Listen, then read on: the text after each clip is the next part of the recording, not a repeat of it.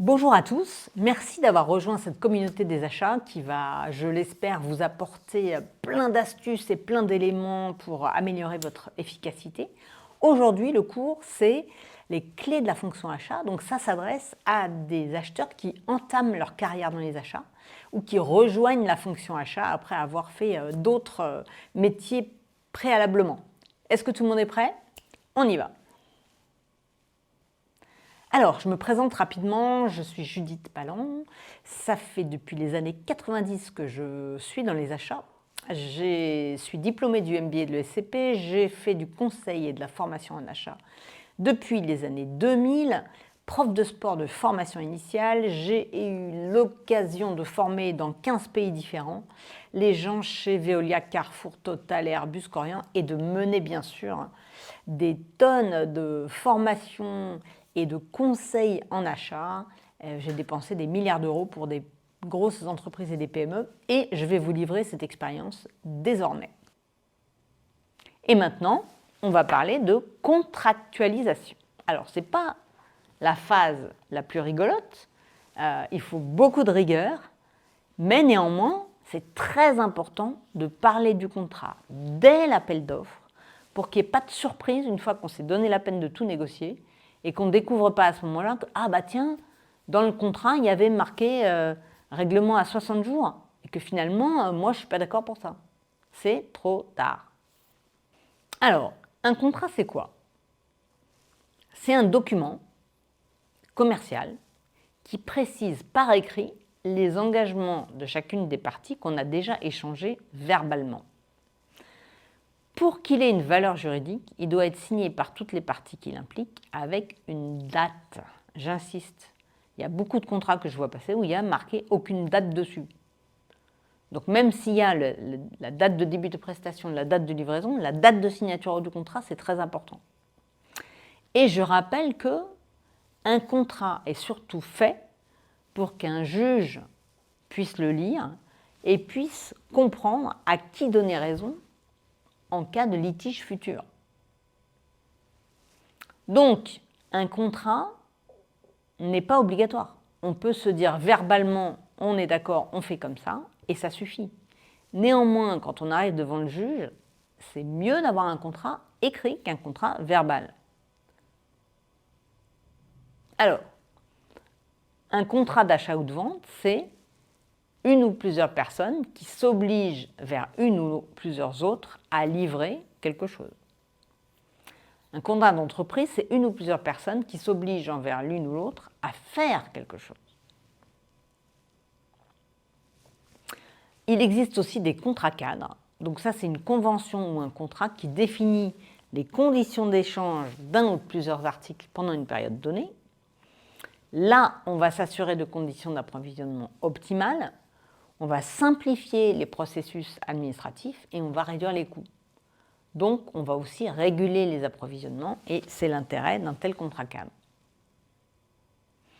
Attention que dans les contrats, et il y a un cours spécifique sur les contrats auquel vous pourrez vous inscrire bientôt, les contrats peuvent intégrer la plupart ou toute une partie des rubriques suivantes. Dans tous les cas, ces rubriques doivent être adaptées à l'objet du contrat et leur contenu doit être exprimé clairement, sans ambiguïté, et il doit être le plus exhaustif possible. Alors, il y a 20 parties dans un contrat. Les principaux éléments du contrat, c'est 1. Présentation des parties. Qui signe? 2. Préambule. À quoi sert ce contrat et quelles sont les intentions de chacune des parties? 3. L'objet du contrat. Qu'est-ce qu'on va faire? Qu'est-ce qu'on va s'échanger comme produit? La durée du contrat. En général, on signe pour 3 ans. Mais dans les cas du moment, avec toutes les guéguerres à droite à gauche, c'est peut-être mieux d'avoir des contrats courts, donc 1 an. On va indiquer là-dedans les quantités, le niveau de qualité qui va être repris du cahier des charges, le prix, et surtout on va indiquer comment on mesure la qualité. C'est pas de dire on veut du 100% achat responsable, c'est de dire on mesurera que dans les pièces livrées, il y ait bien N% de pièces recyclables, qu'elles aient bien été fabriquées en Europe, etc., selon vos critères. Et ça doit être indiqué dans le contrat. Ensuite, dans les éléments, on va indiquer quel est l'outillage dont vous allez vous servir pour faire la prestation, par exemple. Quelles sont les options? Quel est le délai et le processus de livraison? Quel est le conditionnement et l'emballage pour des choses, évidemment, qui sont à transporter? Quelles sont les conditions de transport? Le prix, le lieu de départ, le lieu d'arrivée, le transfert de risque et de propriété, les incoterms. Donc, les incoterms, c'est tout un vocabulaire qui permet de comprendre à qui appartiennent les objets qui transitent et donc qui en est responsable, donc qui en est l'assureur et qui le doit à l'autre en cas de problème. Ensuite, on va également indiquer des conditions de paiement. Alors, je rappelle que aujourd'hui, en France, les conditions de paiement pour les biens, c'est 45 jours fin de mois, donc 60 jours nets. Quelles sont les garanties qui s'appliquent à ce qui nous est livré? Que faire en cas de non-conformité? Comment ça fonctionne au niveau des pièces de rechange? Au niveau de l'assistance technique? Est-ce qu'il y a un contrat de maintenance? Comment on résilie ce contrat? Et quelle est la juridiction de compétence? Donc, où est-ce qu'on règle le litige? Par exemple, c'est le tribunal de commerce de Paris, ou celui de Marseille, ou d'Angers, ou de Nantes, comme vous voulez. Il y a dans les contrats souvent une obligation de résultat. Le fournisseur ou le prestataire est tenu d'atteindre un résultat donné, et ce résultat doit être décrit dans le contrat avec précision. Et surtout, ce qui doit être décrit, c'est comment on mesure ce résultat. Donc la responsabilité du prestataire peut être mise en jeu par une simple constatation que le résultat promis n'a pas été atteint, sans avoir à prouver la faute. C'est au prestataire de faire la preuve de l'existence d'une cause étrangère à sa volonté, si jamais il n'a pas réalisé ce qui était prévu, contre son gré. Alors, à l'inverse, dans un contrat avec obligation de moyens, le fournisseur ou le prestataire n'est pas tenu d'atteindre un résultat. Ça ne met pas en jeu la responsabilité du prestataire, seulement si le client prouve que ce dernier a commis une faute en n'utilisant pas tous les moyens promis. Donc, dans l'obligation de moyens, le fournisseur peut dire « Moi, j'ai fait ce que j'avais à faire, ça n'a pas marché, désolé, je m'en tiens là ». Or, ce n'est pas du tout ce qu'on veut. On veut une obligation de résultat, c'est-à-dire que le fournisseur, tant qu'il n'a pas obtenu le résultat, continue à travailler. Donc, en cas de litige, la difficulté réside dans la charge de la preuve. Donc, c'est pour ça que c'est important de faire des contrats en obligation de résultat. Enfin, on arrive à cette dernière partie, pour le cours d'aujourd'hui, qui va être le suivi et la mesure de la performance achat. Vous avez vendu à votre hiérarchie que grâce aux achats, on allait faire des économies. On allait s'assurer d'un meilleur solidité juridique. On va s'assurer que on n'a pas des fournisseurs bancals, tout ça grâce au service achat, et donc on va voir comment la performance achat se mesure. Donc, vous allez avoir un indicateur sur le respect des délais. 2, sur les relances préventives et curatives. 3, sur la réception des produits ou des prestations. 4, sur la gestion des factures. 5, sur les litiges. Et enfin, sur la tenue du tableau de bord achat. Alors, respect des délais, vis-à-vis des fournisseurs, vous pouvez introduire dans les contrats la notion de pénalité de retard. Donc, la pénalité de retard, elle s'applique dès lors que vous aviez dit livraison 25 avril, à partir du 26, vous pouvez mettre dans votre contrat que le fournisseur vous doit des pénalités sonnantes et trébuchantes pour avoir été en retard. En particulier dans la production, si le retard de cette livraison occasionne un retard de la production. Ça peut être très important, ces pénalités de retard. Donc c'est important de les avoir en tête et d'avoir une politique solide. C'est-à-dire que moi, je vois beaucoup des pénalités de retard dans les contrats, mais elles ne sont jamais appliquées. Donc ça fait rigoler tout le monde, en fait. Alors attention aux relances automatiques dans les outils d'achat comme SAP ou Evalua, parce que ça va banaliser le retard. Vaut mieux appeler le fournisseur et personnellement lui demander de livrer ce qui était prévu à l'heure prévue. Alors, quand on a un litige, ce qui est important, c'est d'être capable de formaliser ce litige.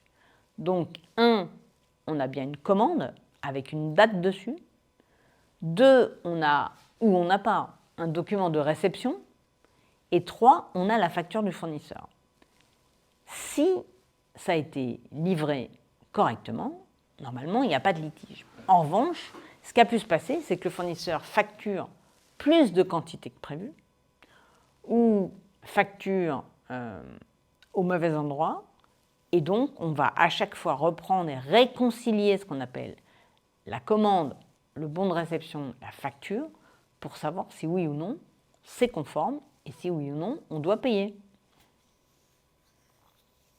Ce qui est très important et ce que j'observe en permanence dans les entreprises, c'est qu'on oublie de faire les réceptions. Tant qu'un opérationnel n'a pas fait ses réceptions, la compta ne va jamais payer. Et le fournisseur, lui, il n'a pas de la trésorerie pour 107 ans. Donc il faut absolument que chacun des opérationnels fasse l'effort de réceptionner pour que les fournisseurs soient payés. Si vous voulez garder vos fournisseurs longtemps, c'est très important de les payer à l'heure. Évidemment, les acheteurs sont très sollicités pour trouver des solutions à ces litiges, et c'est bien normal puisque c'est eux qui vont passer les commandes. Le tableau de bord achat, à quoi ça sert? Ça sert à piloter votre activité et ça sert à rendre compte de la tenue de vos objectifs. Ça sert à valoriser le travail de toute l'équipe achat. Des KPIs ou Key Performance Indicators.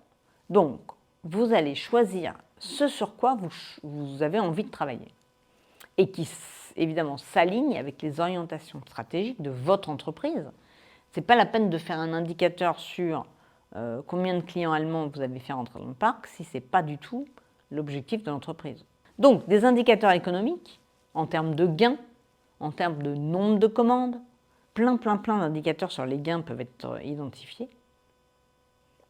Ensuite, il y a des indicateurs liés aux fournisseurs, avec le taux de livraison conforme, le taux de respect des délais, tout un tas d'indicateurs sur les fournisseurs. Ensuite, ce qui est très intéressant, c'est de faire des enquêtes de satisfaction des clients internes. Est-ce que vous êtes satisfait du service achat? Oui, non. Est-ce qu'on vous a rendu service? Est-ce qu'on a été disponible? Etc. Ensuite, des indicateurs liés au processus. Quel est le taux d'utilisation des contrats? C'est-à-dire, est-ce que vous avez un beau contrat avec un fournisseur, mais que toute l'entreprise achète en dehors du contrat, chez quelqu'un d'autre? Et enfin, des indicateurs liés au RH, par exemple, combien de formations achats vous avez suivies dans l'année? Bientôt, un outil très simple pour en suivre 72 facilement. Un bon indicateur doit être simple, quantifiable, actualisé et complet. Donc, on essaye de piloter et d'améliorer de façon continuelle ce qu'on est en train de faire. Souvent, on met un indicateur en place et au bout de 3 mois, plus personne ne le suit, plus personne ne le remplit. Donc, c'est important de vous créer un outil de pilotage qui vous plaise. Sinon, vous n'allez jamais vous en servir. Donc, on peut mesurer les gisements et les gains potentiels. On trouve des outils de mesure pour ces gains et ces progrès. On contractualise des progrès chez les fournisseurs concernés. On fait des actions proactives avec les équipes opérationnelles. On mesure les résultats et on recommence. Est-ce que vous connaissez la roue de Deming? La roue de Deming, c'est un Plan, Do, Check, Act qui permet de se fixer des objectifs et de progresser de façon continue. Donc, on prévoit, on fait, on réagit si ça n'a pas marché et on contrôle, et on fait tourner la roue et on se fixe des objectifs que la roue va atteindre petit à petit. Donc, on planifie des objectifs et des actions pour les atteindre. On met en œuvre ce plan d'action. On vérifie, on mesure ses résultats et on compare avec les objectifs chiffrés. Et éventuellement, on ajuste pour corriger ou si besoin réagir. Et on définit de nouveaux objectifs de projet et on recommence. Je répète que seulement ce qu'on mesure peut être accompli. Si on veut réduire les coûts d'achat, le respect des délais, la qualité par les sous-traitants et l'amélioration du service, il vous faut des indicateurs de prévision et de collaboration pour pouvoir formaliser ces progrès. Alors on arrive au temps de la conclusion. Je vous souhaite une très bonne fin de journée. Pour continuer la discussion, voici mon mail et à bientôt pour un nouveau module de formation.